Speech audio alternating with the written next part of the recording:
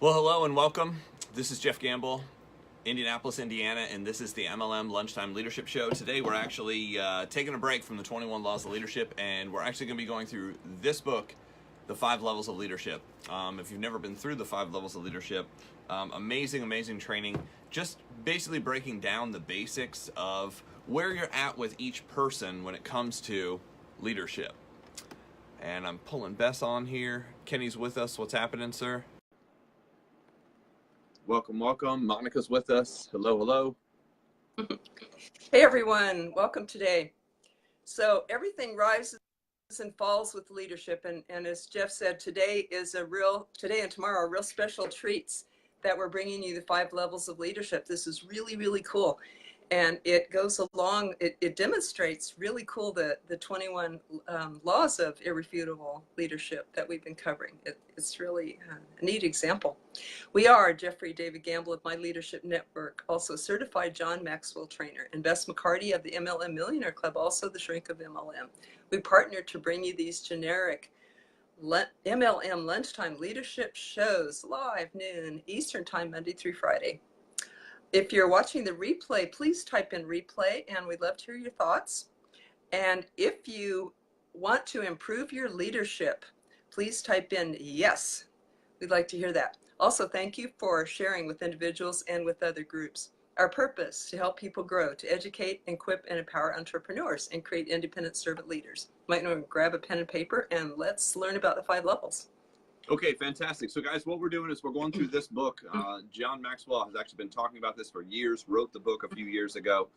It came out, and if you don't know who John is, just to kind of give you a little bit of background, because certain people know exactly who he is, and certain people obviously have never heard of him. So he's identified as the #1 leadership kind of guru or expert in the world. The New York Times best-selling author.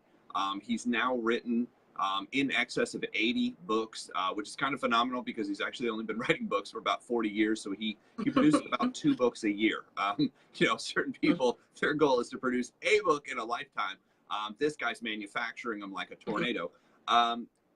Right now, he's sold more than 27 million copies. 3 of his books are actually $1 million sellers. The 21 Laws is one of them. Developing the Leader Within You is another.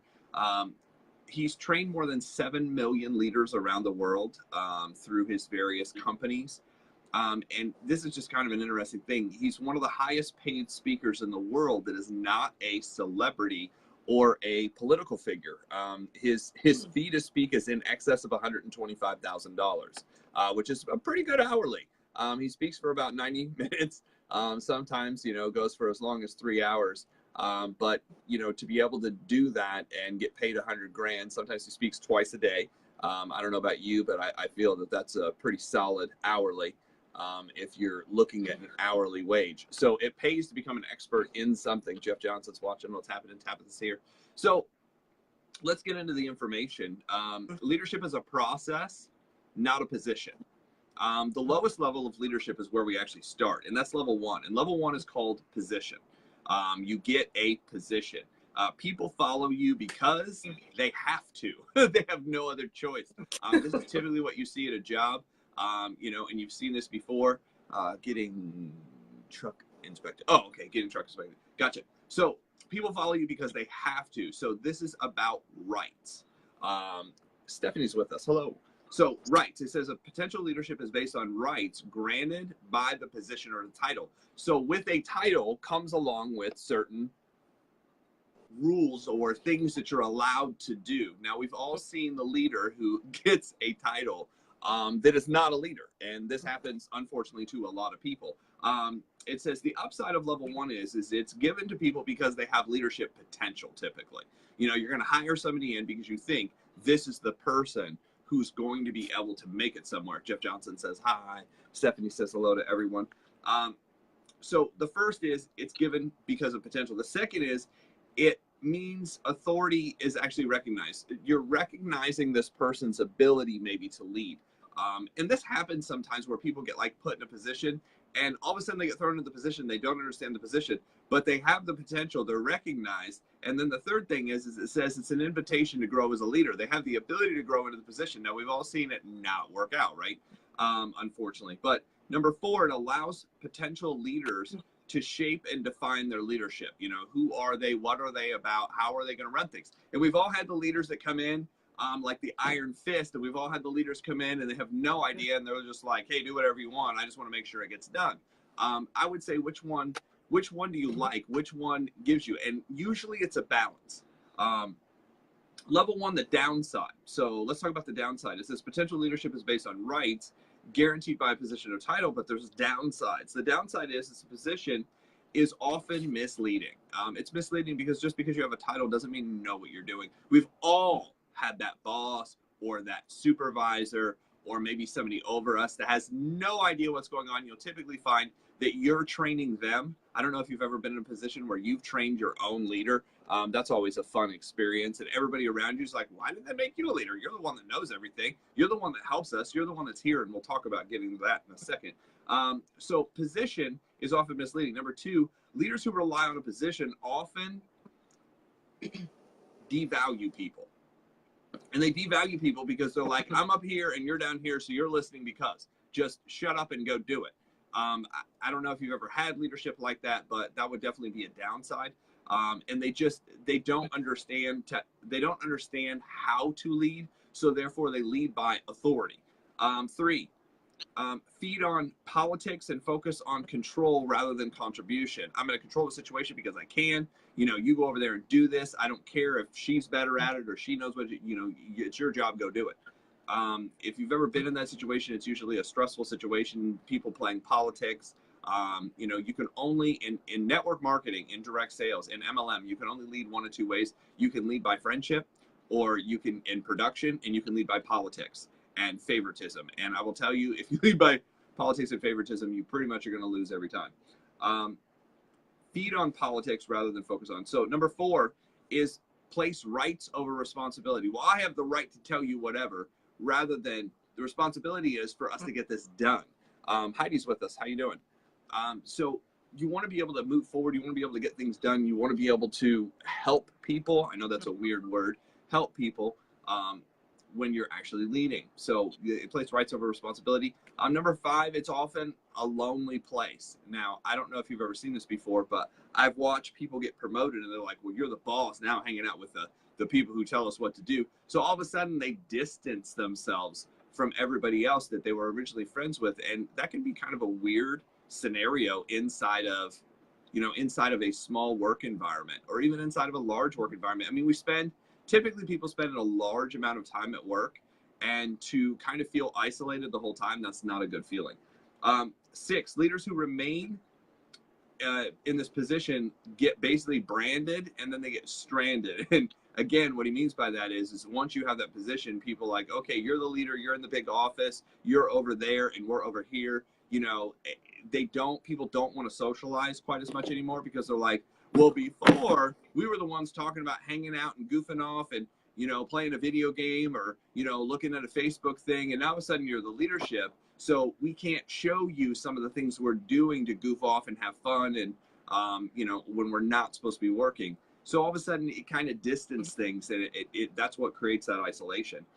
Turnover is usually high in a position like this, when you just give out positions to people who don't have real leadership qualities. And then potential leaders receive people's least, not their best. Now, why do they receive their least in a positional leader? Well, because if I tell you to do something just because you have to do it, it's not necessarily something you're going to want to do. Now, let me put it this way. In MLM, it works a little differently. John wrote this book mainly dealing with what? Mainly dealing with a job scenario, or mainly dealing inside of a church, because he was a pastor of a church. So direct sales is actually a hybrid of the two, meaning there is work, there is money behind it. It is volunteer. People are signing up and asking for permission. And inside of the business, we do have titles inside of the business. This person is a this, and this. So in MLM, we're going to use the position to promote the person, but the key is promoting the person, not just promoting the position that they have in the company. Hey, if this person had 1 million people on the team, or this person had 1 person on the team, we'd see them figure it all out again. You hit the 4 personalities, this person knows the facts. this person makes financially, is doing super well. They love to have a ton of fun. And what I really liked about them is their ability to help people. So in an introduction, one of the things you have to learn how to do when you're introducing your upline, when you're introducing the team leader, when you're introducing the speaker, is the best way to do it is the reason we hit all four of these, especially when you're introducing this person to a room of people, is there's four different personalities in the room. And only if you look at the four personalities, only about 20% of the room are numbers people. Only about 20% of the room are numbers people. So those people aren't really going to care about the people in the room so much as they care about the numbers and the logic behind how it works. But 80% of the room is made up of who? People. So they're not buying the numbers. They're not buying the product. They're buying the people. They're not just buying the people at the front of the room speaking. They're buying the environment of who's around them. So what you'll find is people will come in and they're like, do you get the business? And they'll be like, yeah, I understand it. But what they're not going to tell you is I was in a room of people that I don't necessarily feel comfortable with. So that's one of the keys to events. That's one of the keys, getting people around the people that they're going to relate to and like, because people will sign up with people they know, like, and trust. People will not sign up just out of logic. Now, the interesting thing is if you're a logical person that sees the numbers and the numbers only, and you keep bringing people to the event and don't realize people are buying the people in the room, not the business, not the logic, you'll have a hard time figuring things out in the very beginning. It says, you can like people without leading them, but you cannot lead people without liking them. And that actually is a quote from John Maxwell in this book. And it makes good sense. I mean, you know, if you don't like people, you can get a position and do whatever. But if you expect a bunch of people to follow you and you don't like them, people do business with people they know, like, and trust. So that's who's going to sign up. So let's move on to the second law, because we're going to cover a couple of them today, and then we're going to cover a couple of them tomorrow. So the second level is permission. Now, this is an interesting level. People follow you because they want to. So this law, the main key word is relationships. The relationships you build. Building relationships develops a foundation for effectively leading others. So think about this. When somebody first joins, you know, your business, just like when somebody first starts a job, they don't know anything. They don't know where the bathroom is. They don't know where the copy machine is. They don't know where to turn things in. If they have an issue, they don't know the computer person to call. So what do most people usually do?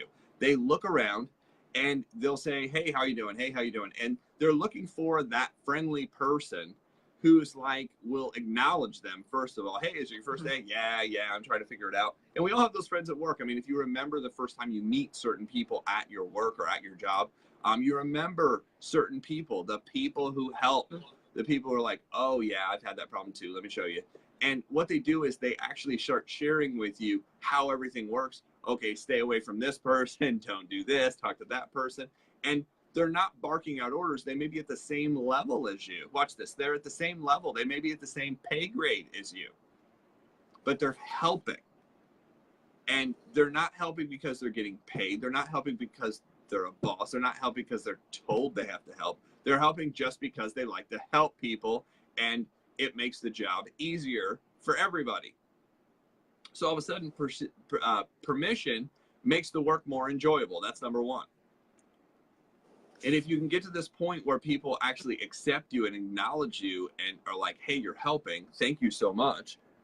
You know, when people reach out and you help them, people do business with people they know, like, and trust. So, hey, I see, you know, how's everything going? Especially inside of, you know, direct sales. Hey, how's everything going? Have you figured out, you know, how to build this and what you're doing? And, you know, people are like, no, I'm lost. I have no idea. I'm trying to figure it out. Okay, no problem. You know, what are you struggling with? Oh, well, I'm struggling with talking to people. I'm struggling with following up. Oh, you know, I mean, would it be okay if I gave you a suggestion? You know, what are you doing now? Oh, well, I've just been sending the website to people and nobody's watching it. You know, can I make a suggestion? You know, open the door like this. You know, here's some things that I say. Oh, wow, that works, you know.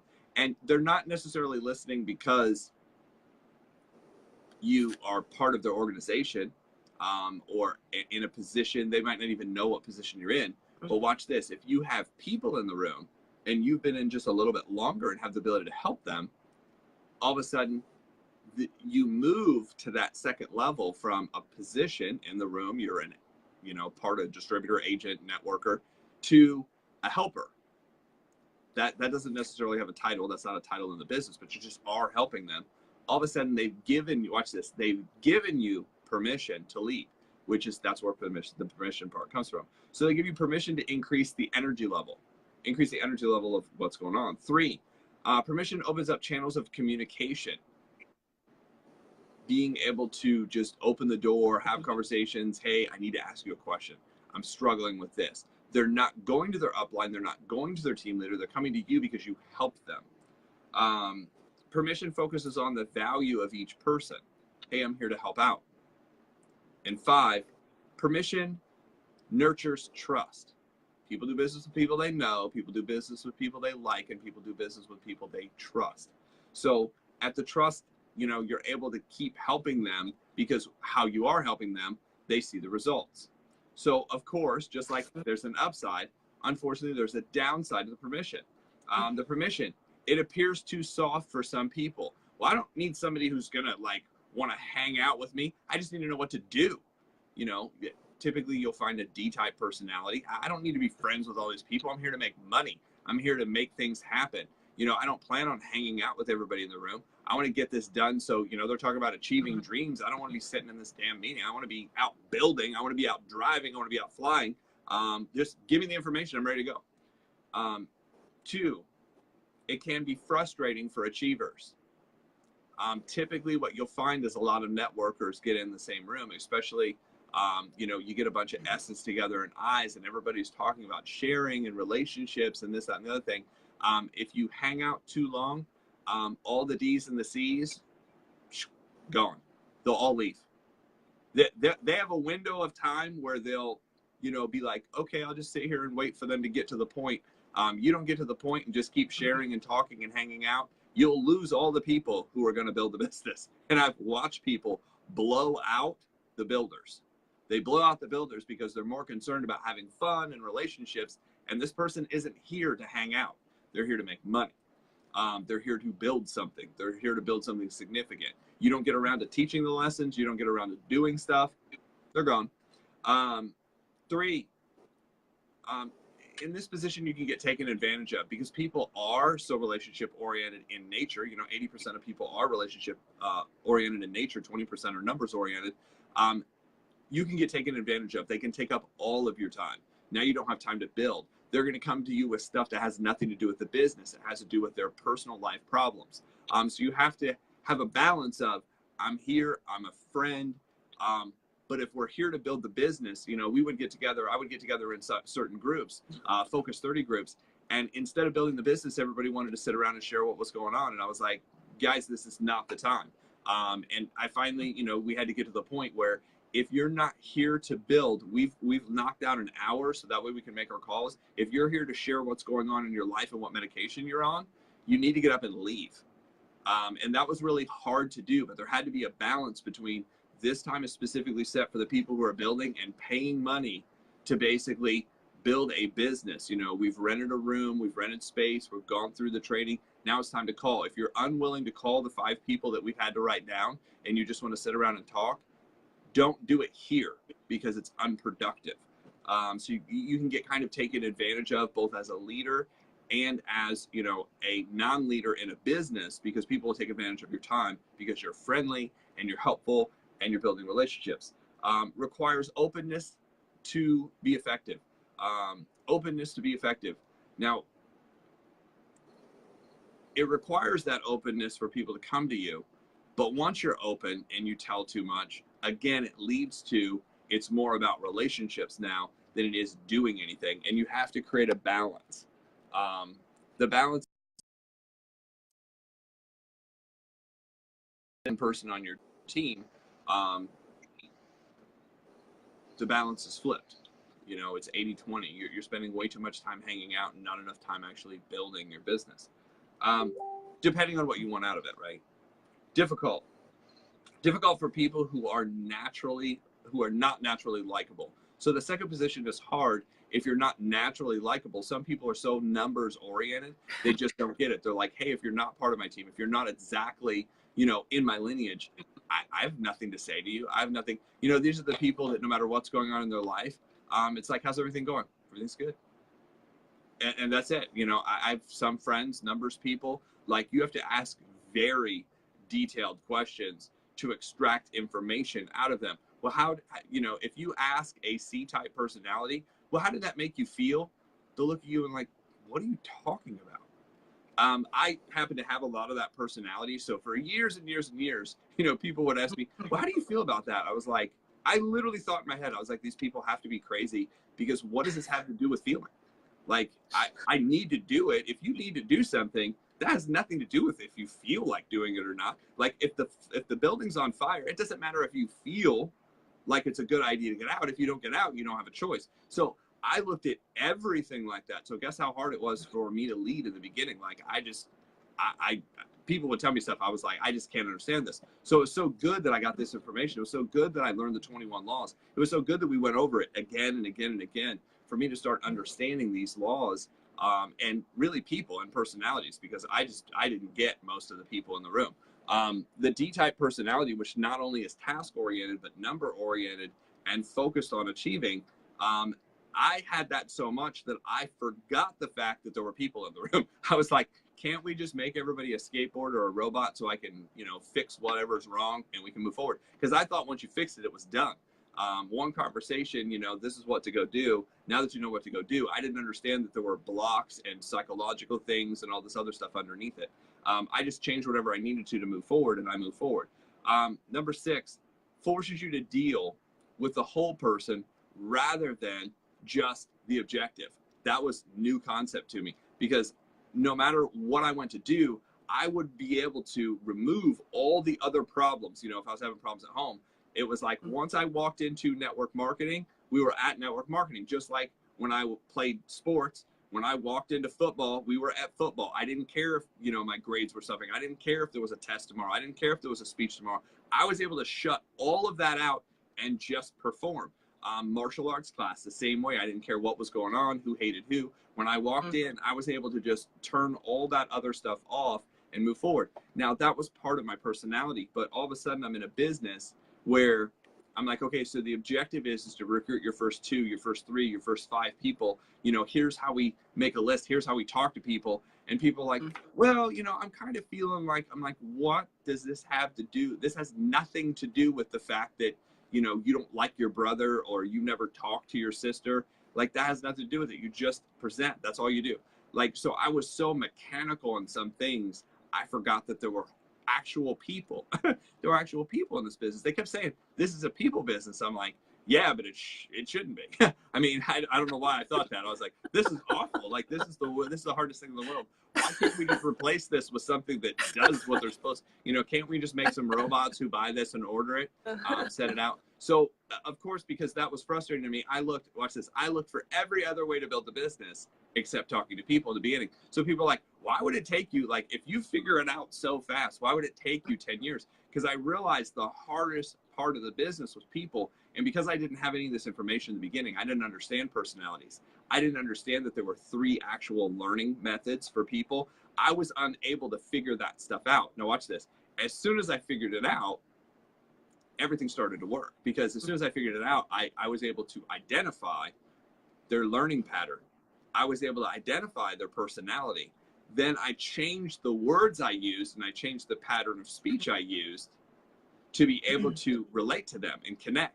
And as soon as that happened, I was like, this is like Jedi mind trick stuff. Like, I couldn't believe people like, how are you able to recruit 30 people in 20 days just out of the blue? You know, going from 0 to that. How are you able to do that? Well, when you understand these certain factors, you understand how to move people forward, what motivates them, what that person likes. You know, for a long time, I would just talk about what I wanted, you know, that mentality of, well, this is what I want, don't you want it too? And people would just kind of look at me and like, you know, with one eye, you know, we always say, you know, when the lights are too bright, you squint.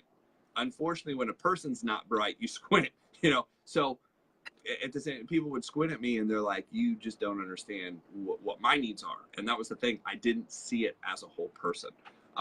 So production qualifies and separates true leaders from people who merely occupy leadership positions. So what I'm going to do is I'm going to take a break here for a second, and I'm going to turn this back over to Bess and get some of her insights on, number one, the position of leadership inside of direct sales, and number two, the permission you eventually give somebody, because we're kind of at a point where we're trying to, you know, get to a point to help people move forward. She's been a coach longer than I have in the coaching field. So many people come to her for those kind of questions like, hey, I'm trying to move forward. And that's one of the things, even inside of coaching, what you have to realize is you have to learn these lessons. And if you make it to the top in an organization, but you change organizations or you change the people you're around, understand you start over with every single person you meet. Regardless of how high your leadership is with a group of people, you start over when you move to a new group. So with that, I'm going to turn this over to Bess for a couple thoughts and her insight on permission and, I was going to say production, position and permission. I can't talk. Okay. There we go. There we go. Thank you. And Jeff, what you're saying, I do relate to a lot of that. There's enough of the me in me that is like, well, I can see it. Why can't everybody else see it? What's wrong with them? You know, and a lot of people said that now. I see it clear as a day. Why can't they see it? What's the problem? What's the block? Let's go forward. You know, what in the world? And it's easy to be impatient if you see it. If you're an entrepreneur, if you get the numbers and all that stuff, to be impatient with people who don't, and to say, well, this doesn't work, you know. So yeah, it's a bit of work to listen, to connect with people, even to connect with ourselves. Now in business, that's not a place for a whole lot of feelings, and it can sort of bog down and get in the way, but it is a place for connection. And believe it or not, if somebody does have a problem with their brother or mother, it could interfere with the network marketing, and that's when a lot of top earners send their people to me because they can't figure out the blocks, and they know this person has a lot of potential, but they can't figure out, so they do send them to me, and then I help them to uncover those things. So there's a place for that, and that is with a therapist or a good coach who knows how to do that. So there's a place for that. If you're impatient with that, it's just not your thing, you don't get it, you don't understand it, then you can refer them. You know, be glad. Some people private message or Facebook message introduce me to people that they would like to gift them a free session with me so that we can see where they are and go from there. So there's help for all of that and all of us who are learning to grow. Just want to say real quick hi to Monica, Joyce, Denise, Adrian, Jeff, Aviva, Lucy, Vicky, Stephanie, Travis, Nancy, Heidi, Jacqueline, Kareem, Lynn, and Steve. We're glad you're with us. And thank you so much for the likes and loves and for sharing with people or even with groups so that other groups can be watching this live exactly while we do it.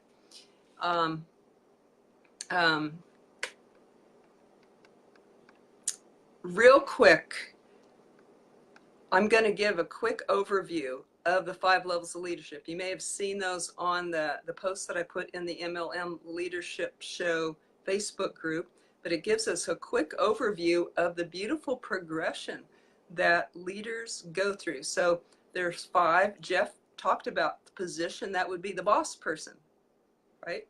The me, control person. Second a step up from that is the permission level of leadership, where it's about relationships and people follow you not because they have to anymore, because they want to. There's a connection relationship. And number 3 is the production, because that leader gets results. So Jeff touched into that already, touched into that number 3. Now it's about not only the other 2 things, but it's about what you've done and the results you've gotten. Number 4 is people development level, where it's not only what you've done, but what you help other people do now. So that's the level where you grow leaders, like you've been hearing us talk about, you know, for the last few weeks. That would be where you grow the leaders. Leaders, true leaders, grow leaders. And number 5 is the pinnacle. And that is where, that's about the legacy that you heard us talk about yesterday and the day before. That's where you think much bigger than you, and way down the line, even outside of your organization, even outside of your industry, about the legacy that you're leaving, and your leaders are helping to leave this. So we see that it moves in this cool progression from self to others. Big, a big vision, the world, how we impact the world and leave a legacy. So my insights, Jeff, about the first two, the position, number one is the position or boss type person, I'll call it. And number two is the permission level about relationships. And so you may have seen the charts, the difference between a boss and a leader. My chart here is about the boss says I, a leader says we. A boss says go do it. A leader says let's do it. A boss is in control. That would be that level one position again, right? The boss, the number one position. A boss is into control. You follow me because you have to. You want a paycheck, you better follow me and do what I say. A leader is into support. How can I empower you to do this? A boss, makes you feel smaller. A leader makes you feel larger. A boss tries to, and I'll say a bad boss, tries to imitate with authority, whereas a leader edifies and strengthens you, edifies and builds on your strengths. A boss, again, I'm saying a bad boss, because there's good ones.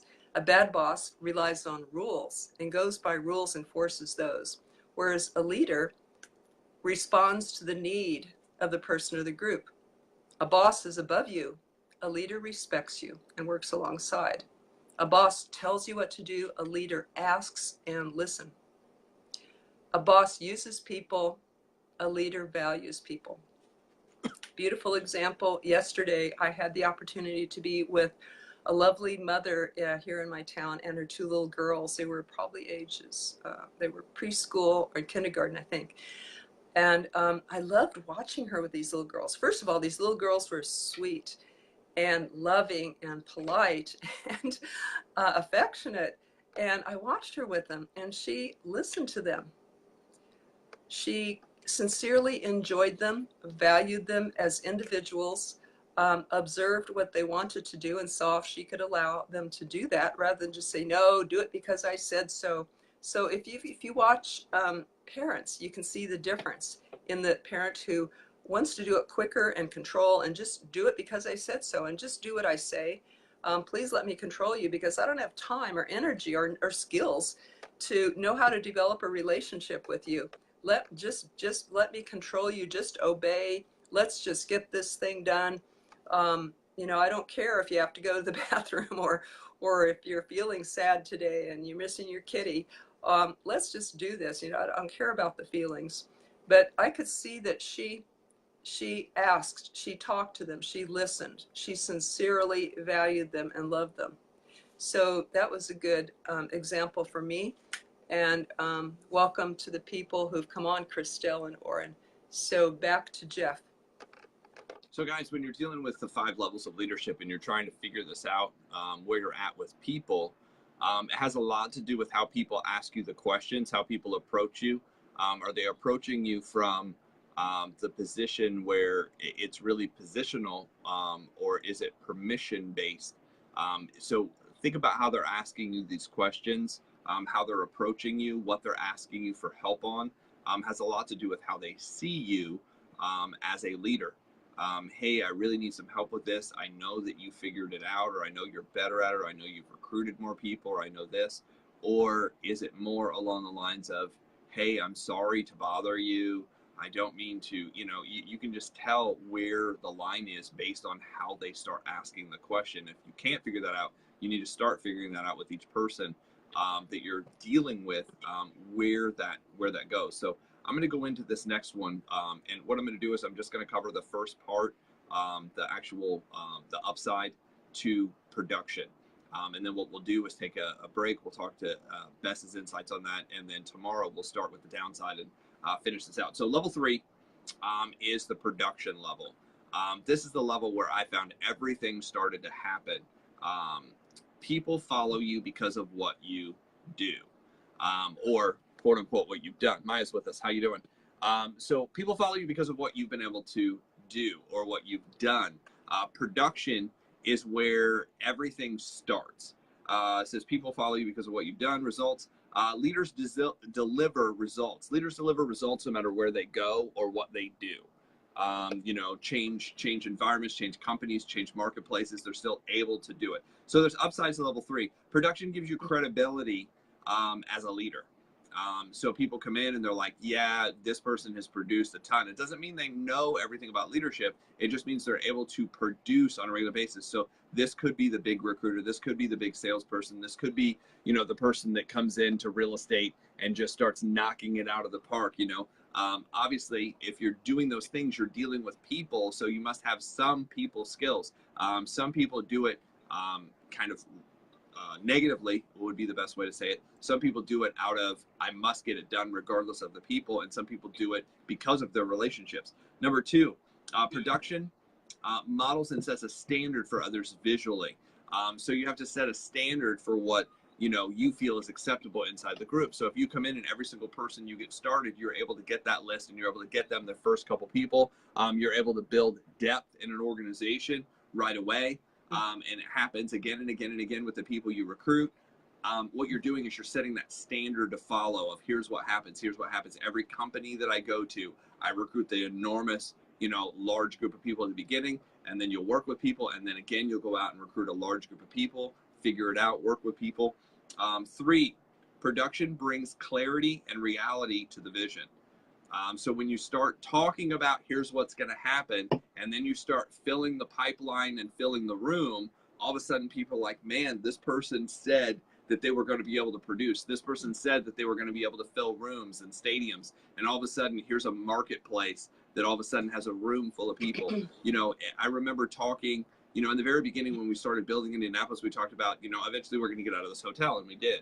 And then we're like, we'll get to this hotel, we'll get to this hotel. And I remember probably about a year out, we said, you know, eventually we're going to need to be at that hotel over there, which at that time was the Hilton on the north side. And the Hilton on the north side was one of the nicer hotels. It was also one of the bigger hotels, and it was really well located. It was located right off of 2 interstates.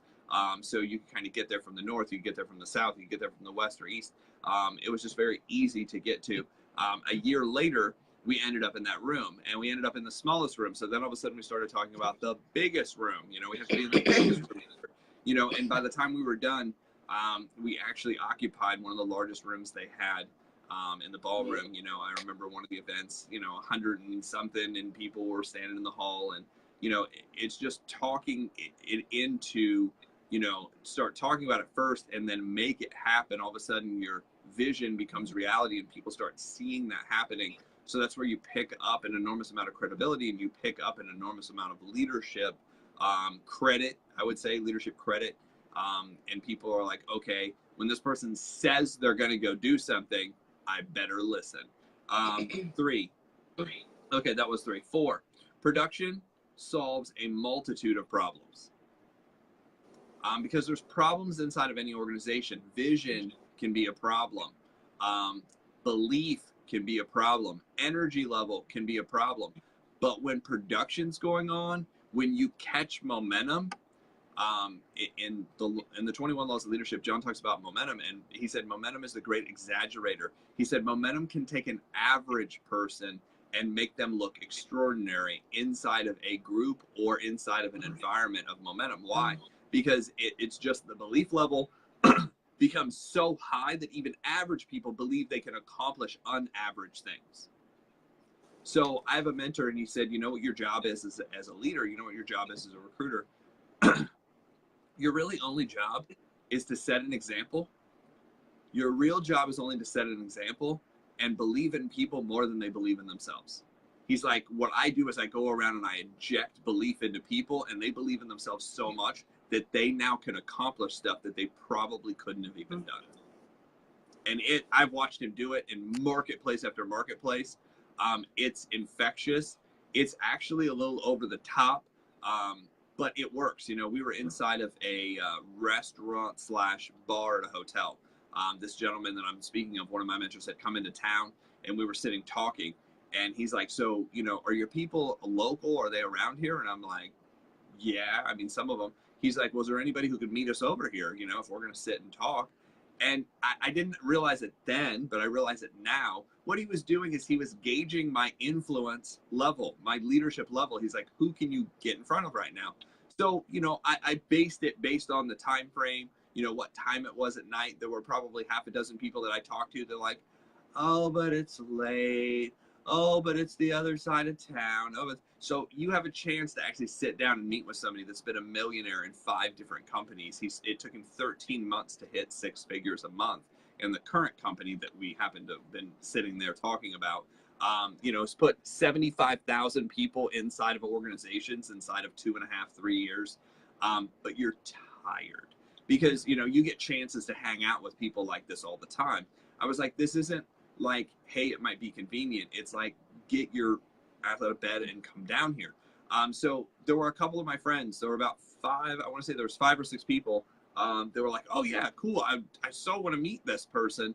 And they drove down and they got around. Well, he started just discussing and kind of going through and finding out a little bit about them. And they were asking questions about the industry. And he was, you know, kind of sharing with us, you know, the 5 different compensation plans inside the industry, what's good, what's not good, what you love, what you want to stay away from, the good, kind of the good and the bad of all the different compensation plans. And then, you know, he's like, they're really only 5. And then there's hybrids of these 5, breakoffs of these 5, but really they all boil down to 5 because in the end, you're going to get paid off of one of these 5 structures.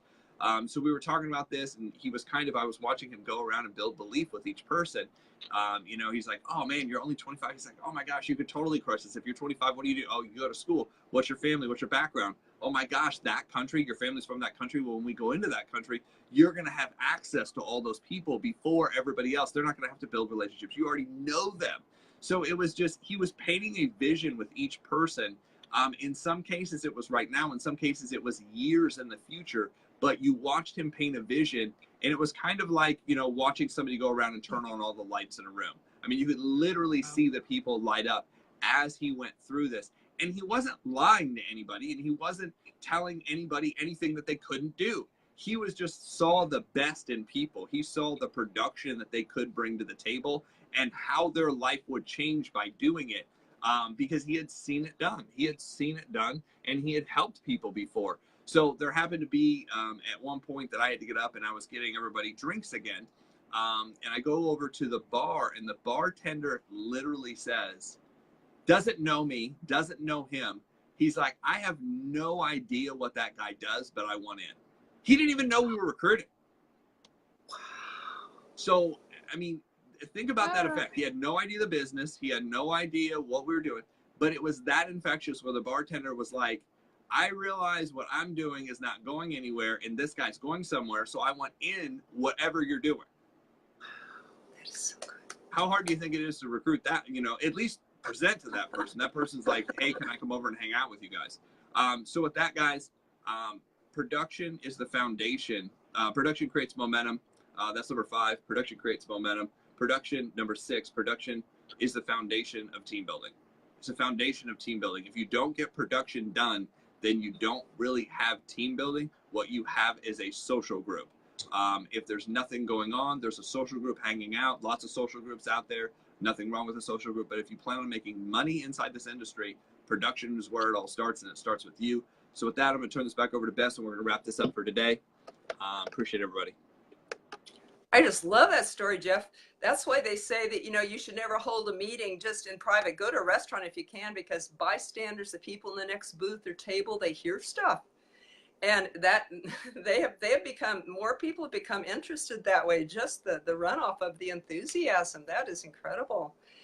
And so what Jeff just described right now, we're on that number 3 level. Remember the 5 levels, there's the boss, there's the relationship, there, the position, which is the boss, the permission, which is relationship, the production, which is the results. And Jeff kind of touched into that number 4 level of people development, where not only you get results as a leader, but you start to help other people, you know, catch that vision, start to get their own results. So he sort of touched in a little bit to number 4. Number 3, the results. People join because of what you've done, and that's not something you can fake. Your experience and your abilities and what you've done. It takes discipline and work ethic and organization and skills. It takes all that stuff to get there. And that is why people listen when Jeff talks, because he has personally recruited talk about his results. He's personally recruited over 500 people frontline, built 2 teams of over 5,000 people. His teams have produced over 10 million in sales. And his team had 5 of the top 10 recruits in the state in his company. And for 4 years, his team was one of the top 25 teams recruiting in the country in his company. Now, I had results too in my business. I was full-time network marketer for years. I didn't do that. I didn't do all that, but I was full-time for years, helped me raise my son as a single mom. So I know what it takes to do that. And that is how I can lead people too. Some of my expertise is in the personal growth and the therapy angle too. So what is a takeaway that you got today? Love to hear that. Just to know you're still there, still listening, because we're not sure. I love if you drop your favorite emoji in the comments, at least. But also love to hear if you have a question. If it was a question about leadership, levels, network marketing, it's a chance to ask some network marketing coaches. And what was one thing that you got today? Maybe it was about, the bartender, hearing the enthusiasm, making it so easy to let that spill out to other people. What was your takeaway today? While we're waiting a moment for you to put any comments or questions or insights or tips that we could share with the group too, like to hear that. I'll just encourage you, if you're not yet a member of the Facebook group, MLM Lunchtime Leadership Show, to go there, and you can request membership because you get notices of these shows, replays, free book, community support. The best people are there in network marketing. These are the people who are developing themselves as leaders. So it's a good community. It's a good group of people to hang out with in that Facebook group. Let me know if you want text reminders for this. Just private message me. And back to Jeff. Awesome. With that, guys, what we're going to do is wrap this up. We went a little past 12:30. Sometimes we go about 15 minutes over. So I appreciate everybody for joining us. I hope this information, you got something out of it. Tomorrow we're going to cover the second half of the number 3. We're going to go into, of course, people development and then personhood. So appreciate everybody for jumping on. I hope you got a lot out of this. And like always, same place, same time tomorrow. We did have somebody give us something that says I get fired up knowing what I have to offer other people with my company, although I do get somewhat frustrated when they don't see my vision. Yeah, I mean, we can't actually, Monica, we can't make people understand. So understand they're either buying the numbers or they're buying the person. So, sometimes it's painting a vision based on who they are and what they want, not necessarily what we want and where we're going. Adrian says create rapport and building people up. Yeah, I mean, that's what we do. Build people into the vision of what's going on. That helps a lot. So appreciate everybody for jumping on. Truck passed. Lucy's back on the road, which is good because it's going to take you a lot longer to build your business if you're walking everywhere you're going. So appreciate everybody, and we'll talk to you guys real soon. Thanks for joining us. Thank you.